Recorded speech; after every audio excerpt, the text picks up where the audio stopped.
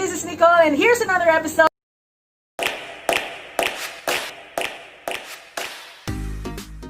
Ngayon, gagawin na namin kung ano yung pwedeng gawin sa bahay with your parents. Siyempre, ang aking special guest ay ang aking mommy.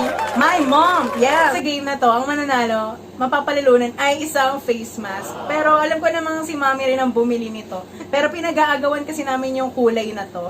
Pero wait lang, tuturuan ko muna kayo kung paano nga ma-activate ang voice assistant natin para makapaglaro rin kayo ng lalaroin namin mamaya. Insert po ako ng video dyan kung paano ko siya ginawa. Ayan, naka-fast forward lang po yung kayo. Pause this video, and ayan po ang steps. Ayun, so back to the video. Go!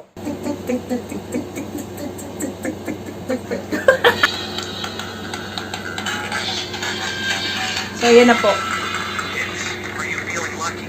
A question, and also a game with questions. Mami, galingan mo ah. Questions.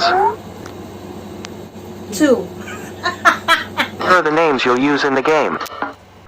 Nibbler and Gobbledygook. Question 1. Let's go. The category is animals. For 10 points. Your first, Nibbler. A narwhal's tooth can be over 12 feet long. True or false? Hindi ko alam yun. Sige, true.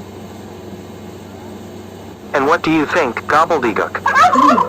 Let me check. The narwhal's tooth is a spiral tusk that grows through its upper lip at nearly 9 feet long.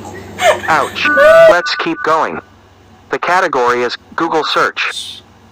Google? For 10 points. You go first, Gobbledygook. Which noodle is most searched for? Spaghetti, ramen, pho, or soba? Ramen. Ramen. Di siya nagsalita. Let's keep going. Okay, history naman. For 15 points. Ako. Please go first, Nibbler. 16th century astronomer Tycho Brahe lost what in a drunken sword duel? His pride, his left hand, his nose, or his life? Left hand. Sige. Okay, thanks. And now, you go, Gobbledygook. Nose. His nose. Okay, we'll see about that. His nose. Awesome. He wore a bronze prosthetic nose for the rest of his life. Oh, walang nose. Mouth nose. The category is language. For 15 points. Let's start with Gobbledygook. What does the Thai phrase, frog underneath a coconut shell, mean? Right moment, sheltered life, ignorant fool, or timid person? Timid person. Okay, cool. And what do you think, Nibbler? Sheltered life kasi may shell. Okay, let's check. Let's go. Ignorant fool. Bummer. More than 80 species of frog are native to Thailand. So, ito yung favorite naming part. Final question. Ay, char. Guesstimation. Climb aboard. We're headed to guesstimation station for our final question. Each player will guess a number. The closer Mami, you ito na are, yung the train. more points you'll get. Bagay mo. Science for 10 points.